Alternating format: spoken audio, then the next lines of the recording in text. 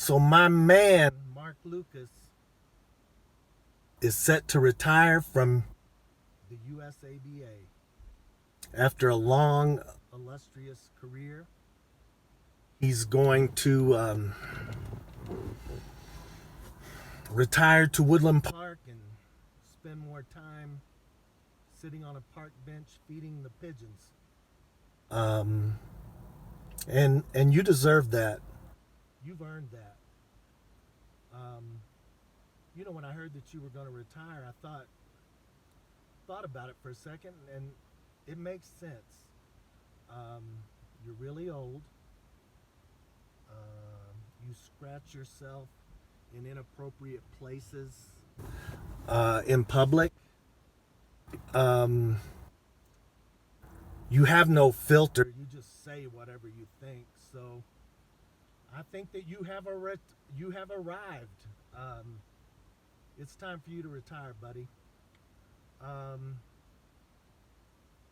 I think back to 1996 when we were at the Paralympic Games in Atlanta, Georgia, and we're riding down the street in a van, and you're driving, and you decide that you want to roll up your window, but you actually rolled up my window, smashed my finger, and made it bleed everywhere. Those nerve endings just pulsating. Ended up losing my fingernail. I have that memory of our time together. Or when we went to a goal ball game in Sydney and no one told me that I couldn't cheer. And balls rolling across the floor and I screamed something out. Everybody looked at me and came rushing towards me. You looked at me like I had an issue. I had something wrong with me. Even the blind athletes were like, what the hell's going on? Hey, hey. I'm like, I don't know. I just was trying to, cheer on my team. But we both know, Mark, that most of the time that we've spent has been on our runs at lunch. For, probably close to 20 years, we ran together, sometimes 4 or 5 days a week.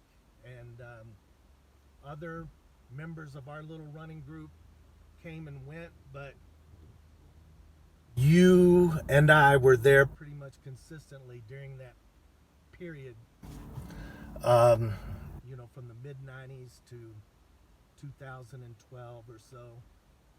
And we shared a lot of stories, and I never thought you listened to mine, but I have found in the years since that when I need to talk to somebody about something that's going on in my life, that I typically turn to you in many cases. And I consider you a great friend, and you have a great family. And